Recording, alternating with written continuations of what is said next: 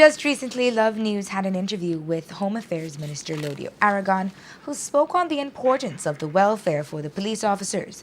For context, we bring back that interview tonight as the minister spoke of commitment in looking out for the men and women of the department. If we expect the police officers to do the right work on the ground, we need to look after their welfare likewise. And I think that definitely, I remember clearly we have within our policing plans, there's always a section that talks about police improvement for police welfare. And I do think that those things we have to look at. I know from way back when I first joined the police department, I could tell you, in terms of police welfare, we are far better off than when we started out. In terms of salary, our salary was very low. The amount of allowances we have upgraded, the things that we have fought for the police officers to get, I think at this point in time, they are also looking right now to expand the pay scale for the police officers so that people can continue to get their increments. That is an issue, and I know it's being addressed right now. Those are some of the things we've been fighting on from way back. I remember when I first joined the department with a bachelor's degree, there was no policy in the department that it was at the associate's level. So for many years, I worked within the police department without compensation for my bachelor's degree. How much did you start with?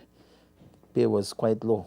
Pay was, when I first joined the department, I think my salary was about, it was roughly about 1,000 or something.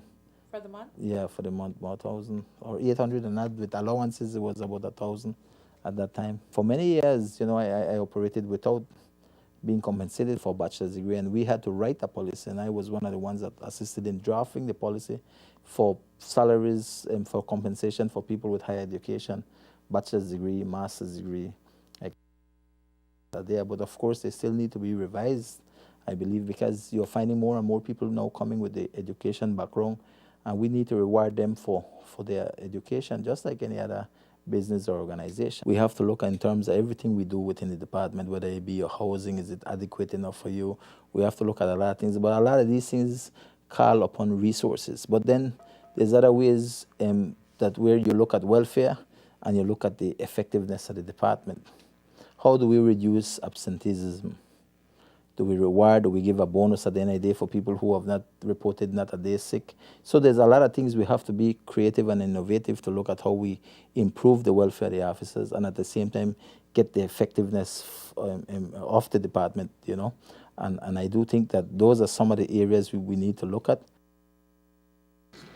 Minister Aragon took over the Belize Police Department on October 19th, 2016.